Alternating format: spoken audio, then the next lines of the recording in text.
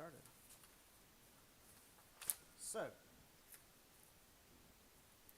um, yeah, test is on Wednesday, so let's go over the study guide.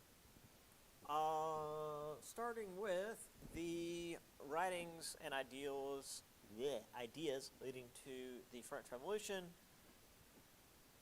Starting quite simply with who was the author of What is the Third Estate?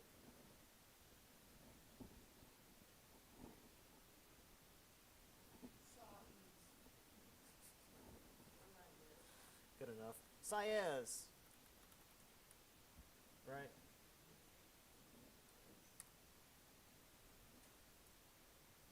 Getting emails? Oh, yeah. Alright. During the 1789 Estates General, what did the Third Estate come to call themselves?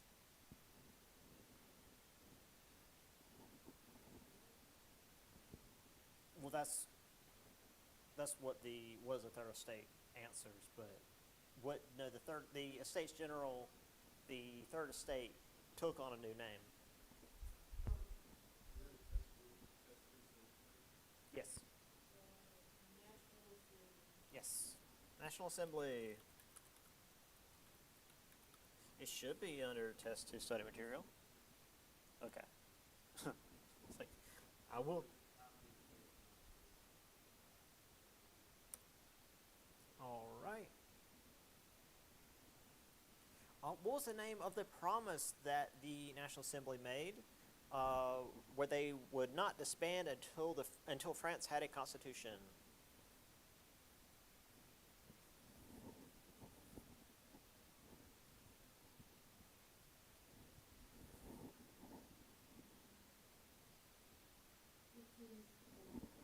Yes, the Tennis Court Oath.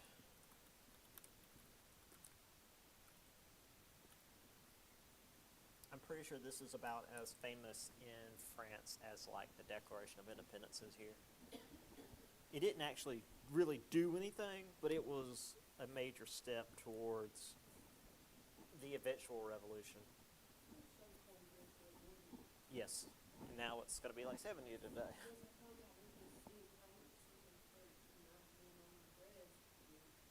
It was cold. Let's see. I think. Okay, yeah, one more under this, and then Bastille Day. Which piece of legislation, later signed by Louis XVI, made all Frenchmen equal as citizens under the law, essentially getting rid of the privileges of nobility? So this basically ended. This ended the estates system.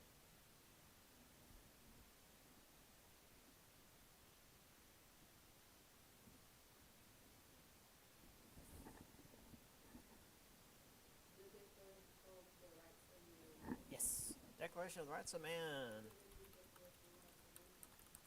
Because they didn't believe in that.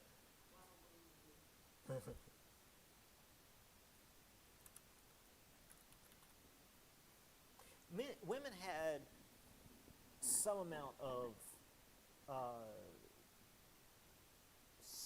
rights under the French Revolution, but that was taken away under Napoleon. The first one. Should have been in here earlier and pulled it up. Blocking the way. All right. The first one is, who is the author of the Third Estate? Of What is the Third Estate? The second one is what the Third Estate called themselves at the Estates General.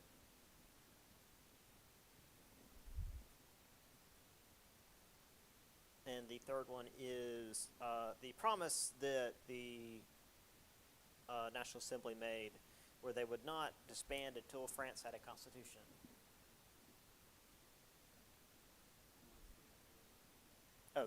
That one is the legislation that made all Frenchmen equal as citizens under the law.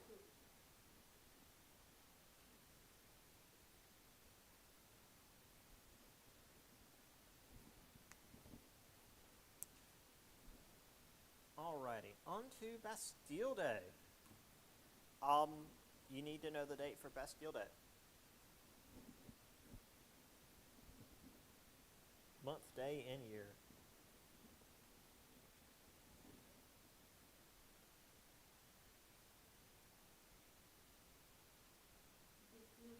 Mm-hmm.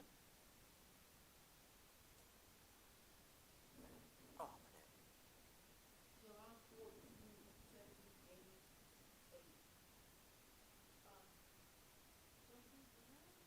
Close. 14th.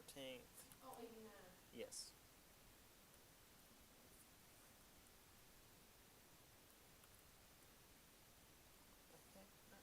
Whatever. Well, actually, I don't need. That's the only. I think that's the only date you guys need to remember. There's one where I want you to know the year, but other than that, just Bastille Day. All right. Revolutionary groups. What was the revolutionary group that consisted of working class, often used mob violence to get their way? Their name comes from the fact that they wear long work pants as opposed to shorter pants and tights, which was favored by nobility. So if you know any French, which I don't, that would kind of give it away.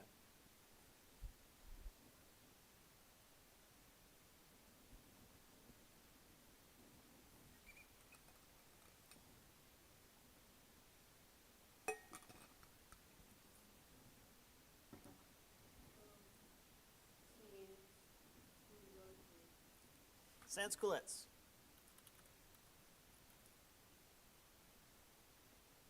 Oops.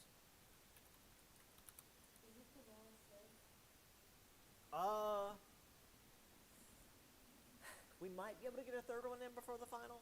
If not, the third one is just going to be the final. Yeah, FYI, sans is French for like without. So, for example, sans serif font is a font that doesn't have like the little extra like the serifs are the little extra points on the letters. You can actually see them here in Times New Roman, where like they've got like the K kind of comes to a flat point. That's serif. Sans serifs, it's just straight lines. Anyway,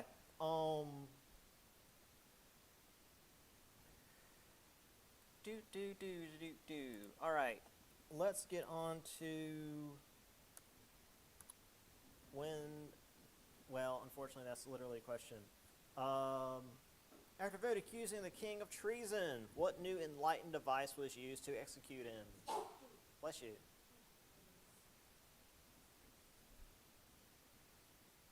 What device was used to execute the king after he was accused of treason? Guillotine, which is right there in the question, but it's obviously not that on the test.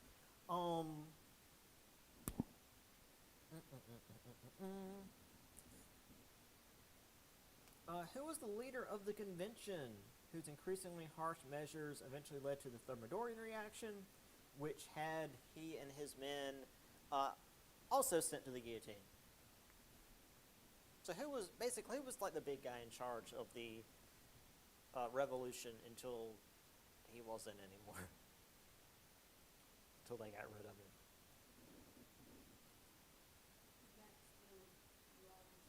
Yes, Robespierre.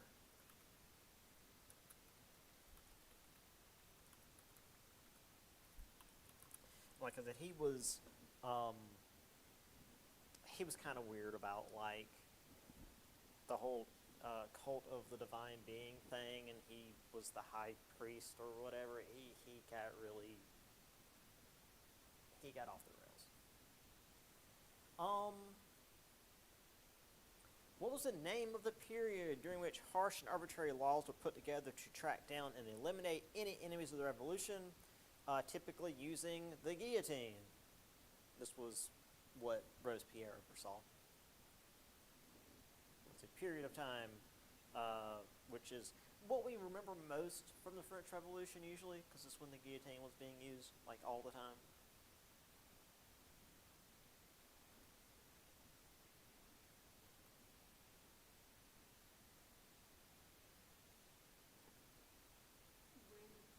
The Reign of Terror.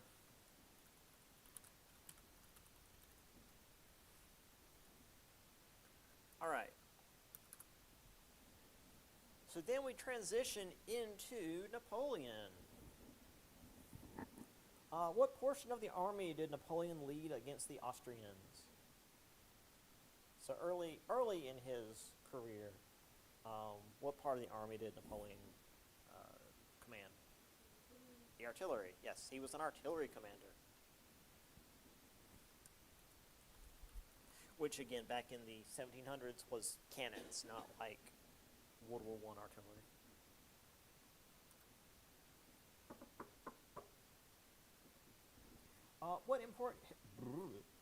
What important historical artifact did Napoleon's forces find while he was in Egypt?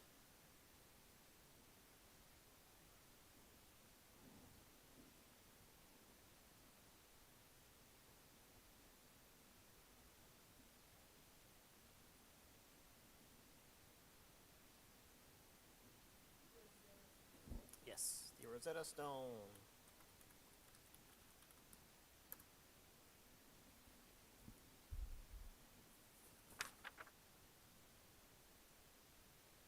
Okay, there's quite a few Napoleon questions, as one can imagine. We'll talk about that in a minute. Which member of the Directory attempted to use Napoleon to gain power for himself, only to be usurped by Napoleon? Member of the Directory that tried to use Napoleon as leverage, but ended up outmaneuvered.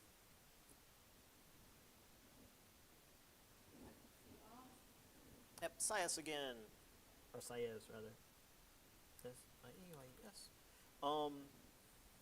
And I did actually, like, go in to the test and make sure the E had the little accent mark over it.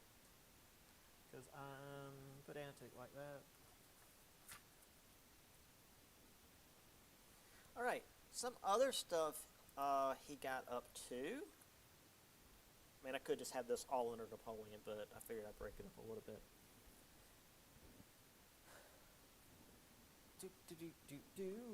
Where are we at? Right. What was the name for the agreement where Napoleon sold a large tract of land to the United States for $15 million?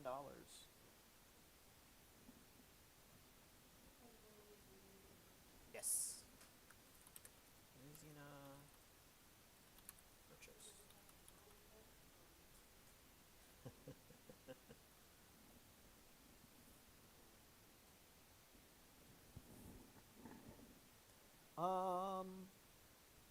The name for the agreement signed with Pope Pius VII that made Catholicism France's official religion again.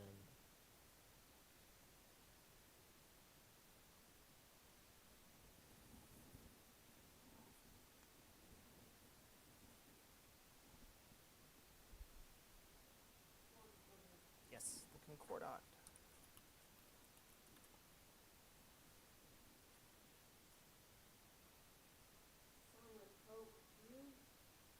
Pope Pius VII. Yes. That's in the question. You don't necessarily need to know that. I mean, he was technically important, but for the sake of our test, not that big a deal. Let's see.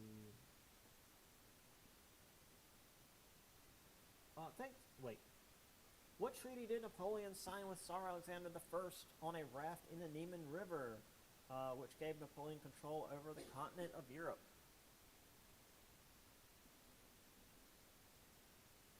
This was that little barge with like the little house on it, or tent rather, because it was the neutral zone between Poland and Russia.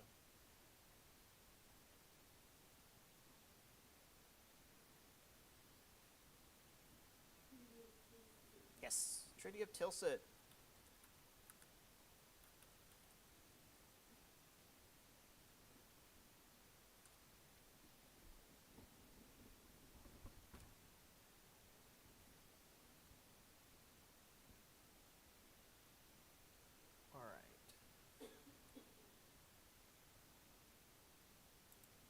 I guess this would count under battle.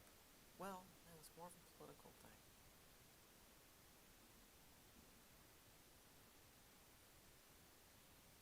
Oh, I missed one. I'm sorry. Um, what was the universal law code that Napoleon spread throughout Europe during his conquests?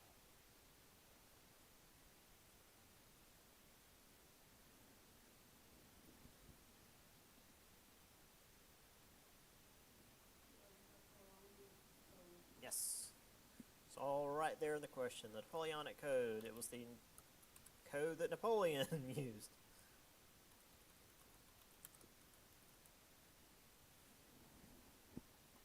All right. I guess I'll go ahead and move down here for this one. Thanks to the Battle of Trafalgar, Napoleon wasn't able to invade England by sea. What was the name of the economic stranglehold he attempted to use instead?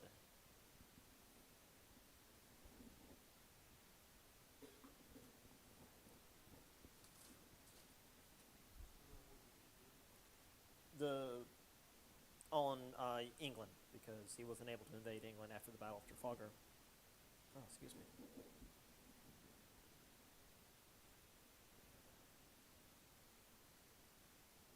You can't invade an island when you ain't got a navy. Yes.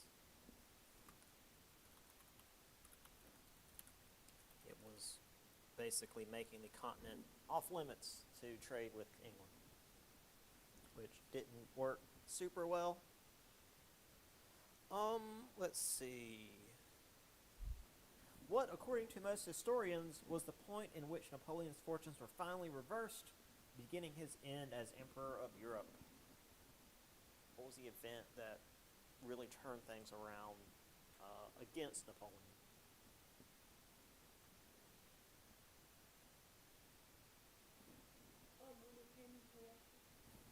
Yes, the invasion of Russia, which did not go well.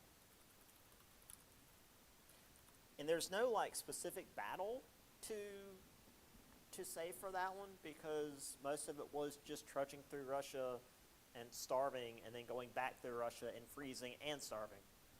There was very little actual combat happening. It was just Russia itself killing him. I think just the one more. Well, no, I guess two more. Oh no, is that in the next?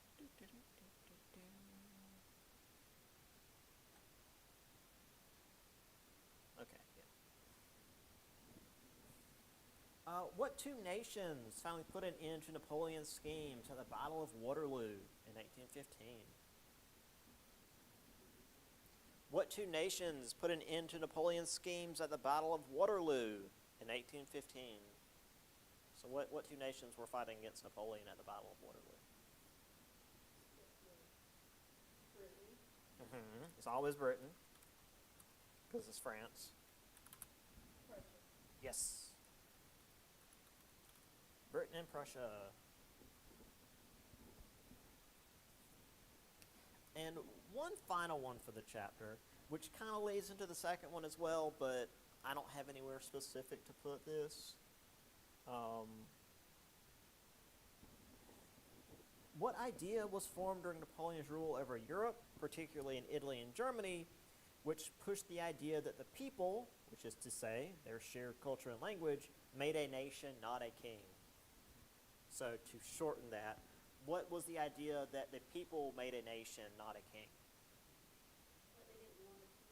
Well, it was more important that you had a shared group of people and culture and identity, and you weren't like just subjects of some king, because kings came and went. You're there, but not quite. It has that word in it. Yeah.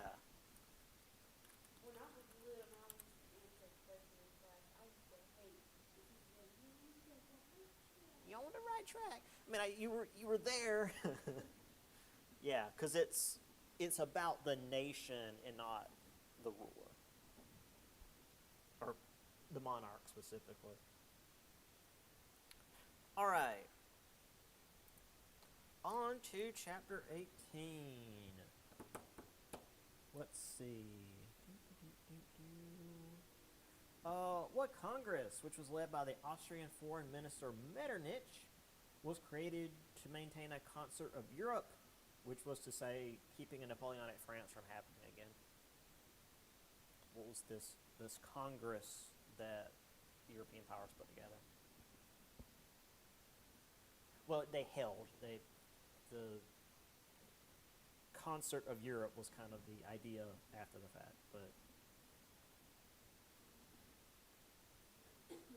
this was a specific Congress that the European powers had after Napoleon was defeated. Yes.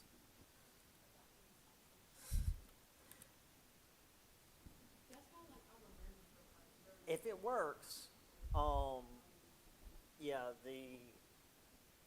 I've I've heard people pronounce it Vienna sausage, because Vienna is actually what the city is called.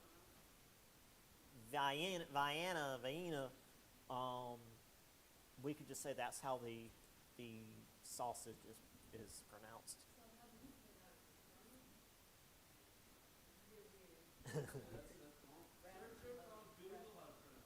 We don't ask Google questions.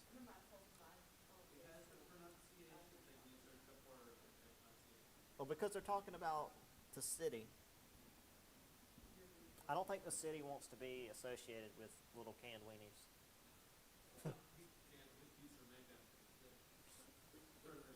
Whether they like it, yeah.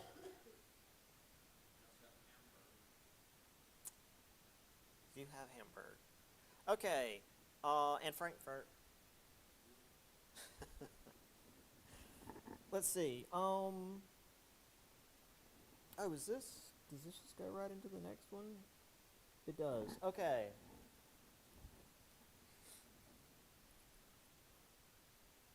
So, nationalistic movements. Some new lands were formed, etc. Let's actually start with what brothers in the German states sought to find a unity among different groups in terms of culture, and in this particular case, traditions and fairy tales.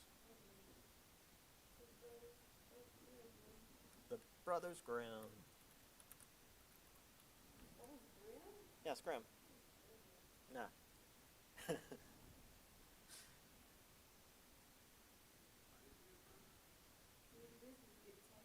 Like Gremlin.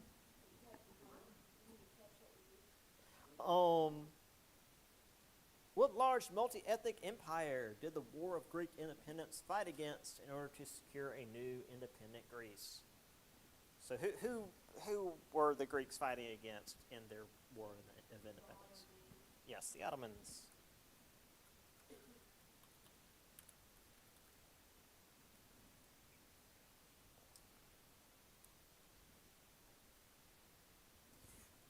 Let's see.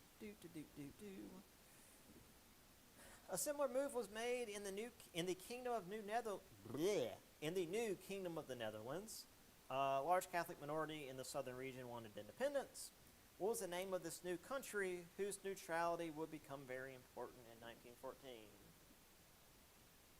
So what country came out of an independence movement from the Netherlands?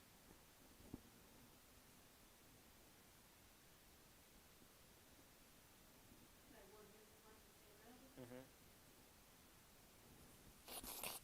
There was a group in the Netherlands that wanted independence, and there was enough of them that they basically gained independence. I don't know how much of a war it was. Yes, Belgium. Whoopsie. Hit the B.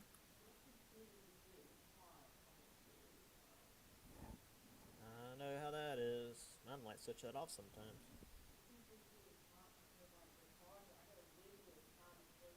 Oh, that's not good. Oh, that's not good. Yeah, I know how that is.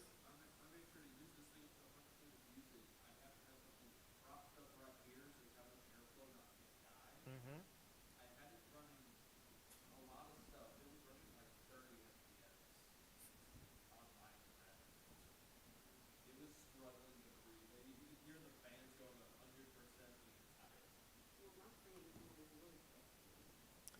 let's see. Oops, that's it for that. There are also some uprisings.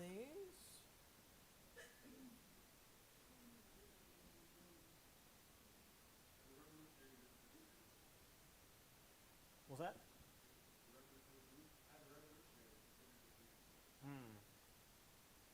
Clearly not. That didn't go so well for the person who made that suggestion. What was the name of the failed uprising in Russia, in which disloyal army officers tried to revolt against Nicholas I? Yes, the Decembrist uprising. What's up? At McLeod? That's cool.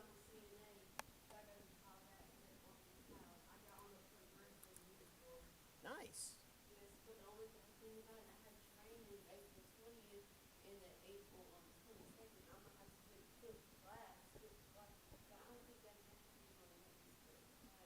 We'll be at April 22nd. It's the last week of lectures, yeah. Well, let her know you got job stuff.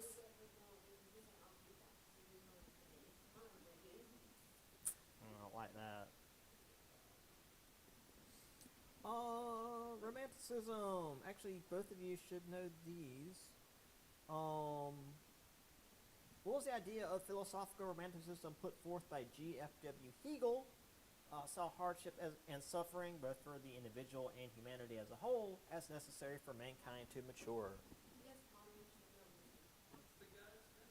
Hegel, Hegel. This was philosophical romanticism, where suffering was necessary.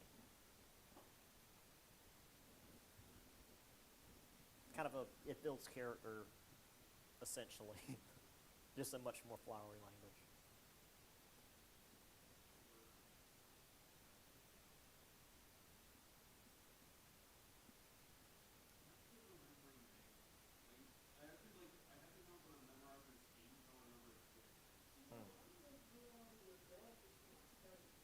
Yeah, that goes.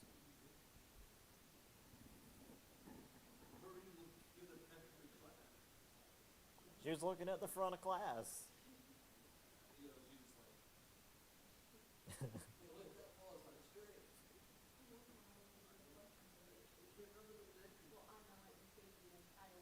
Yes. Idealism. And now on to the ones that you guys should definitely know.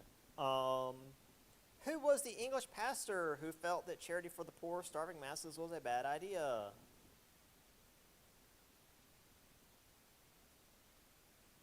You literally wrote a paper on him.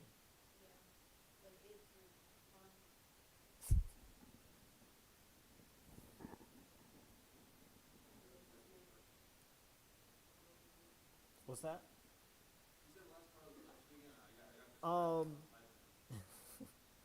He felt that charity for the poor, starving masses was a bad idea. It is more nuanced than that, but that's the basic idea.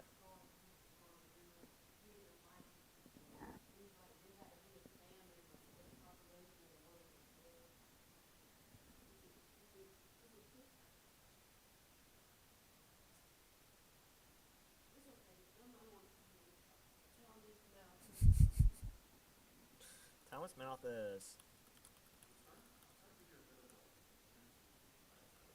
A little bit.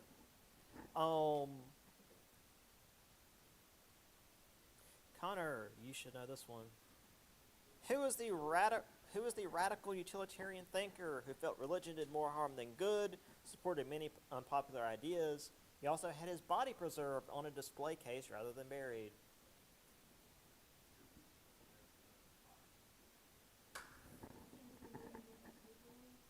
Yes.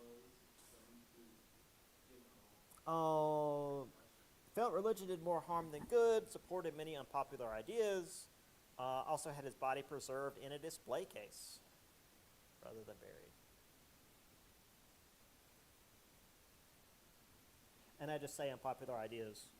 That's the hey, maybe women should have rights, and hey, maybe homosexuality shouldn't be freaking illegal. Like real ground shaking stuff in the modern day.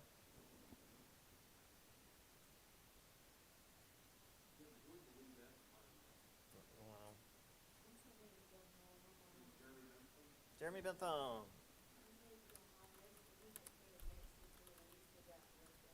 Oh hell yeah.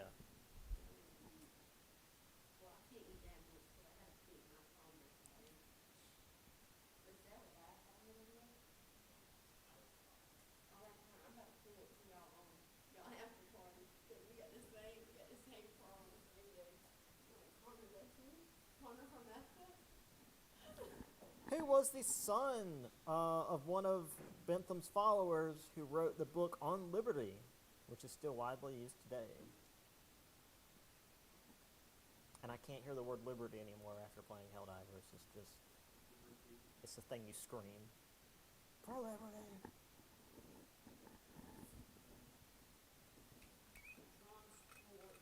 John Stuart Mill.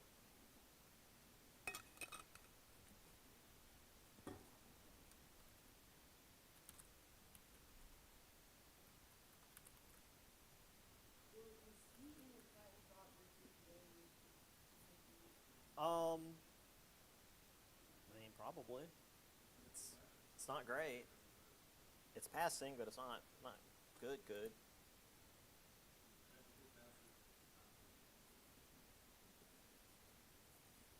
It's certainly better than it could be, but it's going to pull it down if you were staying at an A or B.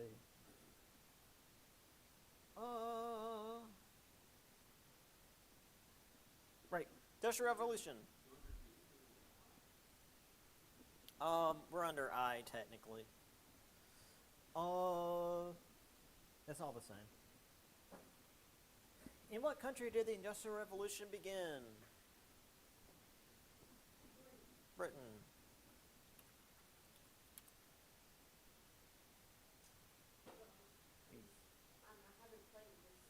Okay. That's good enough for me. I just was curious. What was the major product of the early Industrial Revolution?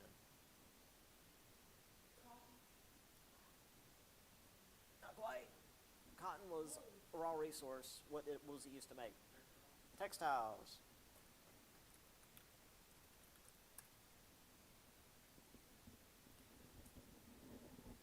That said, what cheap popular raw resource fed the early Industrial Revolution? Yes. Do,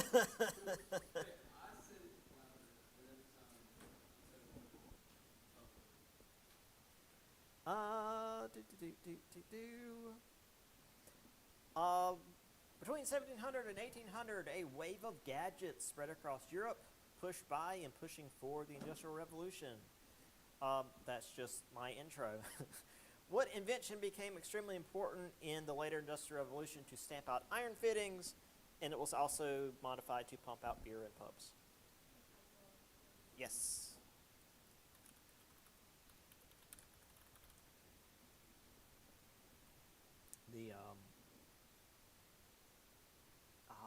I don't remember the guy's name because it's not on the test. The guy that invented that, and he had the bar named after him. I always thought that was pretty funny. Do.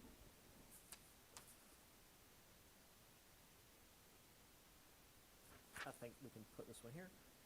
What was the invention that allowed for fast, safe, and relatively cheap travel across England, reducing the price of goods and creating for the first time new towns around something other than churches?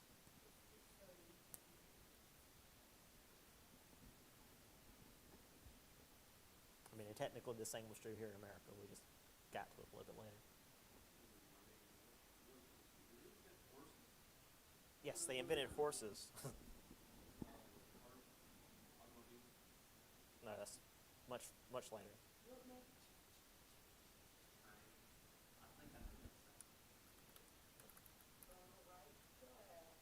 Boo.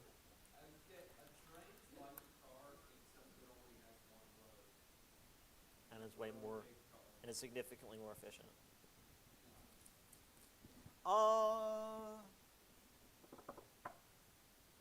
Right. As infrastructure got more expensive to build, people had to be convinced to invest in manufacturing. What was the original traditional investment capital that Europeans were used to? Before manufacturing, what was the way to make money? What was the thing you invested in?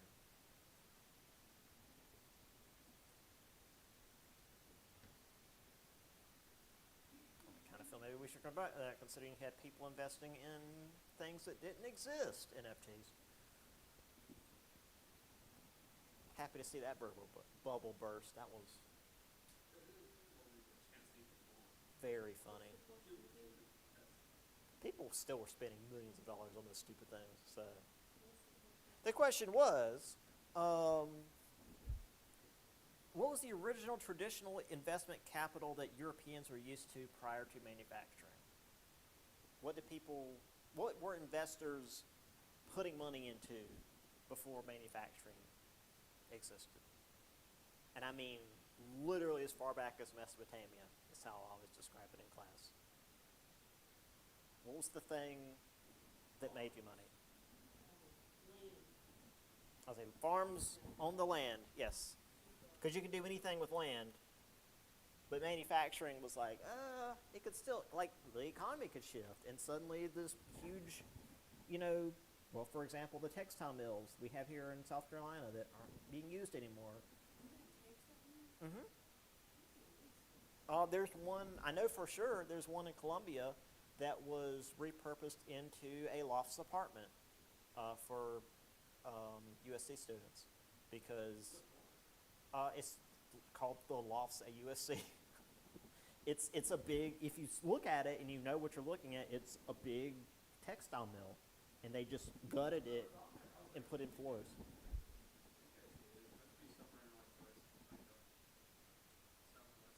It's not too far from. It's a building. It's a building, yeah.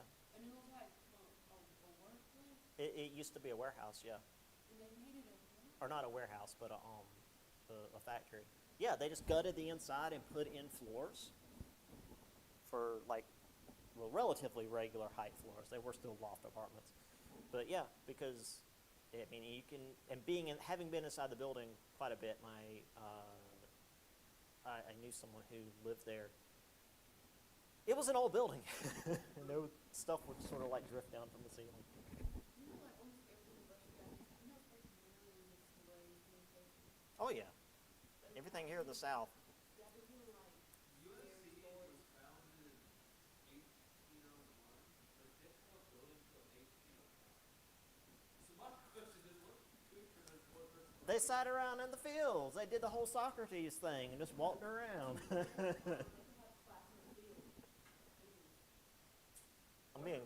I'm being a little bit facetious. They probably used like the courthouse or something, like for early stuff, before they eventually had the building. Once they had buildings, it really was one building where they had the cafeteria, dormitories, and classes. Yep. I took my grad school classes in the basement of the library at Providence College. That's an old building. That was an old building. And we were, the basement, it felt like a dungeon. I mean, it was, and like as I was about to graduate, they started building a new humanities building. So,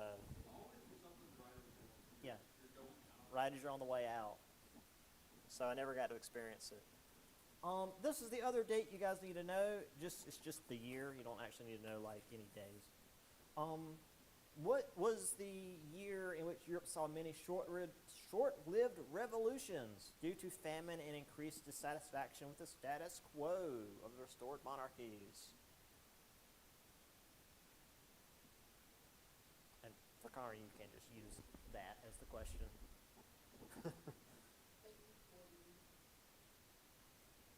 1840 what? 1840 with a zero or no? You're close. No. 1848. Oh, this isn't Jeopardy. However, you were correct. 1848. You guessed right like the second or third time. So Eventually, I would. we would have eventually gotten there, but it was, yeah, that was very much betting a dollar above the other person.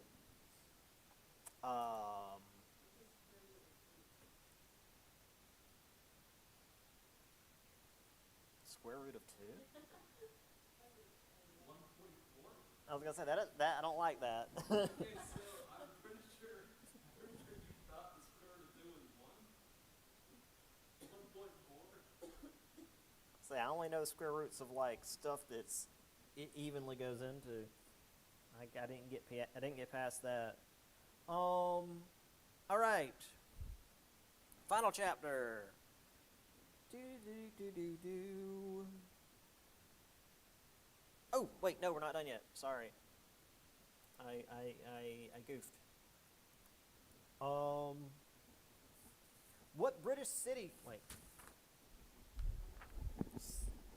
Why is it like? What British city became the blueprint for how new industrial cities would be built?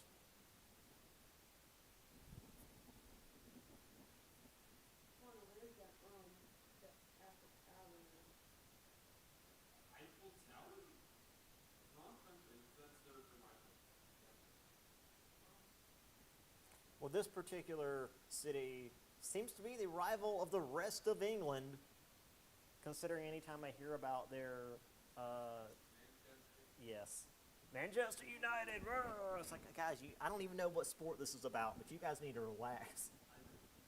Probably, yeah. Well, But I'm not sure. All I know is they're really angry. they're always, yes, Win or lose, they're angry. yeah. Proper Brits. That. In response to,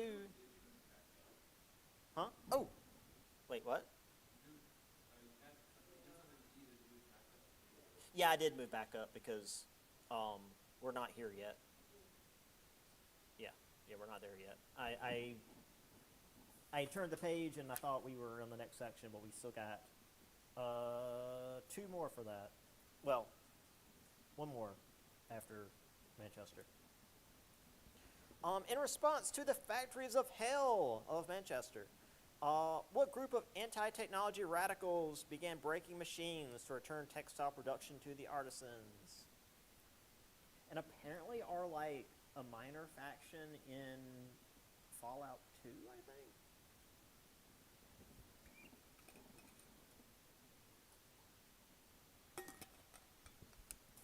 It's a term we still use for people that are just like against any kind of new technology.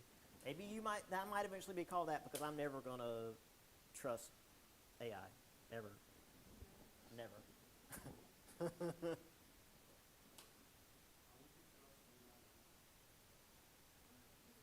I like Weird Al. I would trust Weird Al over AI, even if it's something he has nothing. This sounds AI powered. Mm.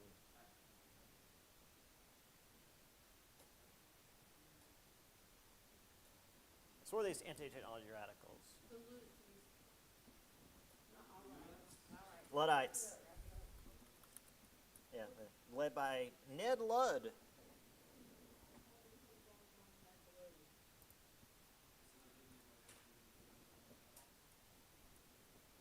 That was rude.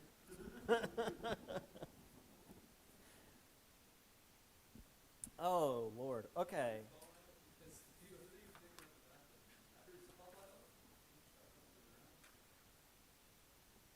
Napoleon.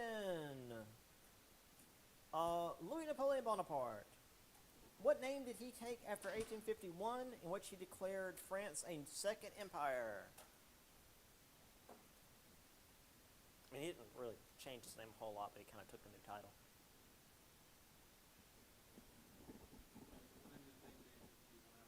After he declared France a second empire. Napoleon III. Yes, Napoleon III. Obviously, this is a case when the number is extremely important. This is a very different Napoleon.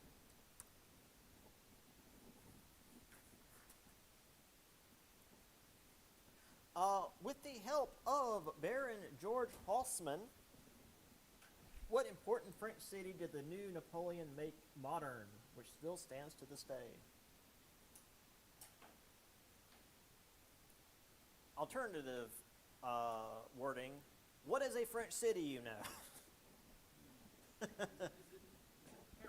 It is Paris. I was concerned you were going to say like Calais or something. You know, the city everyone knows. The only reason I know Calais is because it was an English holding in the 100 Years' War. Most I know is what it sounds like. And I was walking back to the USC. I heard in the distance. I looked down the stairs and see a group of three people speaking French. Oh, wow. Like, oh wait, I recognize that. I heard like vaguely the distance, like speaking French. And then I looked above me, and there were three people like using the French. Like, okay. Yeah, we don't only speak English here. Another You know what the language. difference among the U.S. is? They don't have it. Correct. I know. Do you know how many official languages are in Indonesia? For- I imagine just by your tone, it's quite a lot. It's a lot. It's probably a lot of indigenous languages and considered official, so What's our official language here? We don't have one. we don't have one. But I said we don't have an official. We don't. I speak Spanish and English. Those are my official languages. That's more than most Americans, to be fair. No, it's not official language.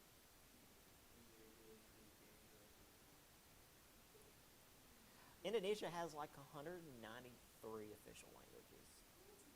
You know, A lot of like African countries have a lot of official languages. Because you have like the colonizer language, but then also like the various tribal languages. Because it was never just one tribe. There's always dozens. Yeah. they say English is like one of the hardest languages to learn. It's a bastardized language. It's Germanic and French. Yeah, it's the original, well, not original inhabitants, because there were people there before the Danes and Angles. But the Angles and Saxons moved to the British Isles. They're Germanic. And then after the invasion of Normandy, the French took over, and the languages merged into what we have today. Yeah, and then honestly, you have stuff like there's standardizing of language. You have some like Flemish writers making ghost spelled with a GH. That's how you spell it in Flemish. And we just grabbed that for some reason. Yeah, like a lot of the words you just see that they're not English words. Like they're like the rest of them. They're randomly from a different language and just called. Lots of borrowed words, Yeah. loan words. That's the yeah.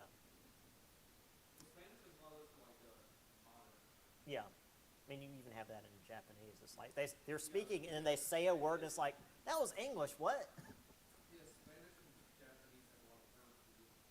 The word was invented in the U.S., so it was named as the U.S. name, and then they just said, oh, we'll use that. We'll just use that. Yeah. Whatever. A lot of the Japanese word is literally just you say the word with a Japanese accent, and that's exactly how you say it.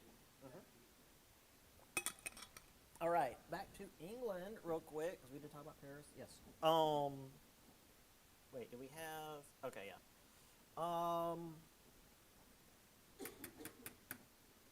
Great Britain. Who's the former Jewish man who, after converting to Anglicanism, was elected prime minister several times? So, prime minister in England, former Jew.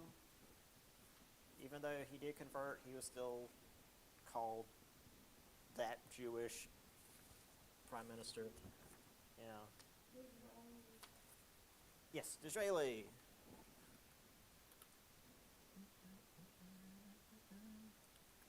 Actually, I have the full name on the test. Benjamin Disraeli. Yeah.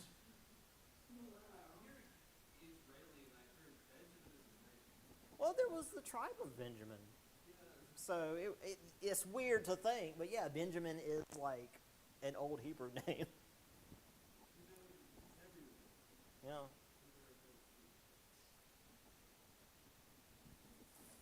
What else? Oh, this is put that away before I confuse myself. Who was an enemy of the previous man? sought Irish home rule, free trade, and a reformed army. He was elected prime minister 4 times in his political career. This was Gladstone's. Damn it. Irish home rule and reformed army. So despite being the conservative candidate, he was fairly liberal in his policies. And he was Disraeli's like prime political opponent. William Gladstone.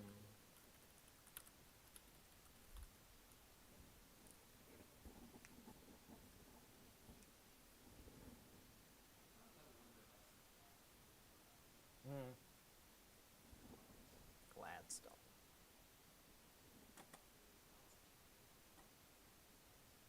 Just went with it. Knowing the etymology, it was probably something Old Scottish, and it got gradually anglicized into Gladstone. Probably. I've got no proof of that, but just kind of off the top of my head. Because a lot of names, speaking of English being an awful language, it's just like words we hear or words that people hear for the first time and then just mishear it into an English word, and then that's the word we use.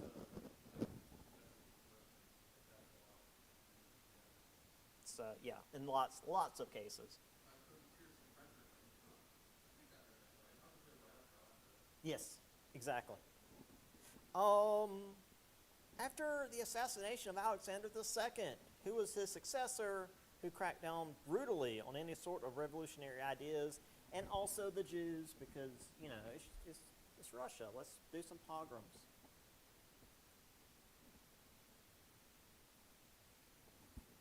So who came after Alexander II?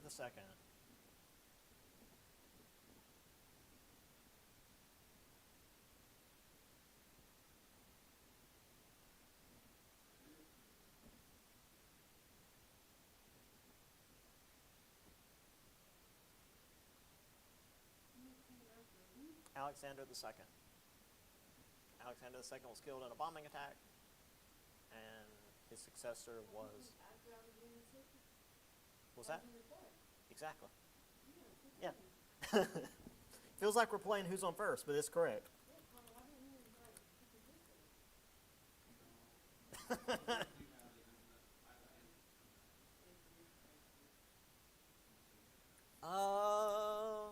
Victorian era.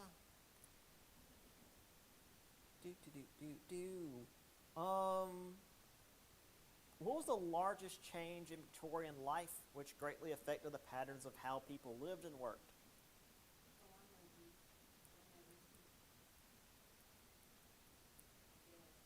Gaslighting. 2 words, not 1. Carl, do you know my name?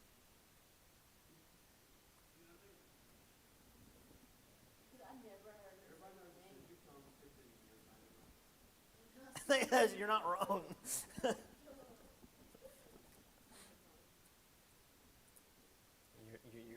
your prison jumpsuit.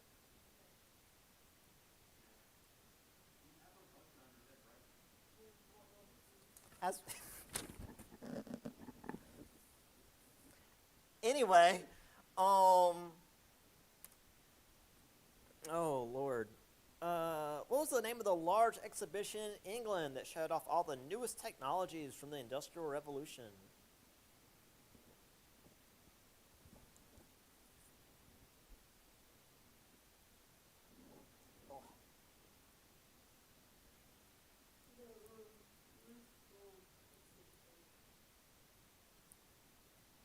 You're halfway there. There's a word in the middle because it describes the thing that they built, that it was in. Palace. Yes, Crystal Palace.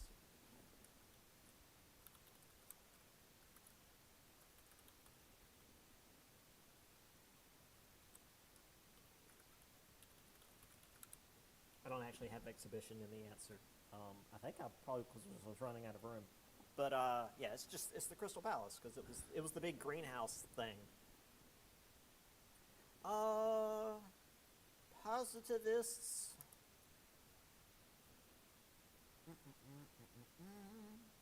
sure I'm not. Okay, yeah, that's over there. Who was the positivist scientist who, after traveling the world and reading Malthus's An Essay on the Principles of Population, came up with the idea of natural selection, which I recall seeing in one of your papers? Charles Darwin. Yes. Charles Darwin. He used Malthus's essay and traveled the world. Now, specifically, Galapagos was a really good example because it was so isolated. And like the different islands had different. I'm not sure if I believe in natural selection.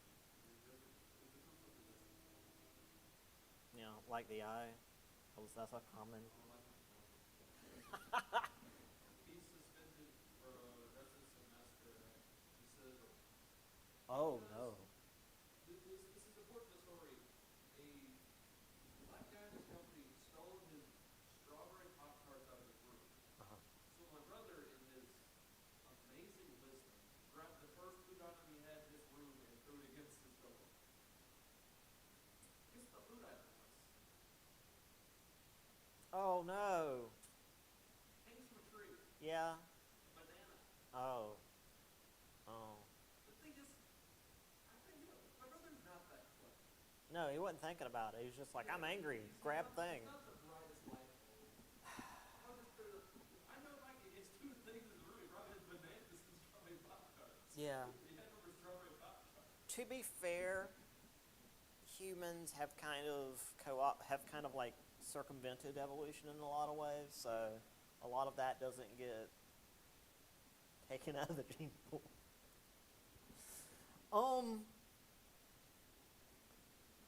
This one's a pretty easy one. Who was one of the most famous writers at the time whose form of realism focused on the downtrodden poor, especially in regards to factories? So this was a positivist writer during the Victorian era who wrote about how awful the factories were. And he's British. Paul City. Yes. I just got a note from my pastor saying, I'm youth leader at my church, and I'm gonna have to leave church. Mm. So I don't know how that is. Have fun with that.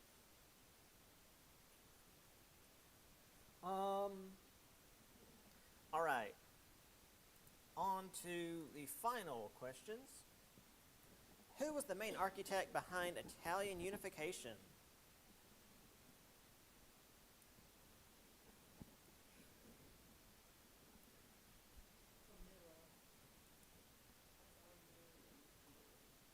Do you have his last name by chance?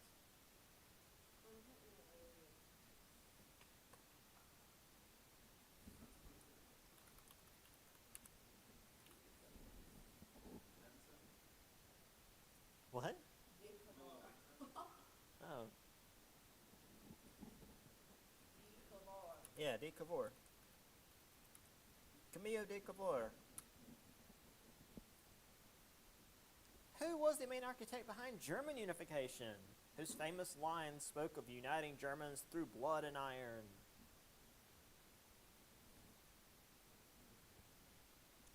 And he's the guy I named my stupid cat after. The window licker. No, I said it's the one I named my cat after who was the window licker. Oh, this is the one from the ghetto. No, although I'm sure most Oh, of... Otto. Yeah. Otto what? Vaughn.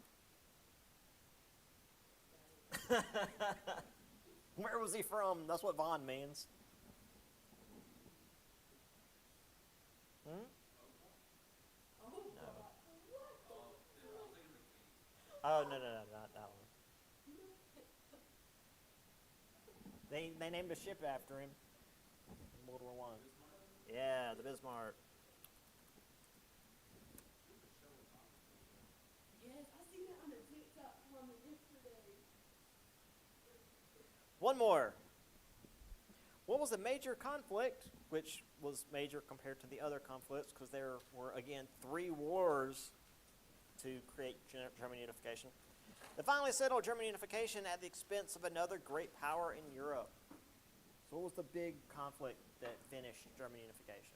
Frank Prussian War. Yes. Franco-Prussian War. And also, I should mention, just kind of as an aside, since we're doing this next week, because of how easy this war was for Prussia, is what led to decisions that were made for World War I. Like, oh, we'll just do it again. And they marched across and then immediately got stuck in trench warfare. So, in a lot of ways, this is the Franco-Prussian War. While it was a really minor war because it didn't last very long at all, it was kind of setting the stage for World War I. Anywho, that's it. I'll see y'all on Wednesday. For my online folks, I will probably have it up for Wednesday morning. If not, I'll get it up after class. So, yeah, I'll see you guys. Well, I won't see you online people on Wednesday. You'll just see the test up. So, yeah.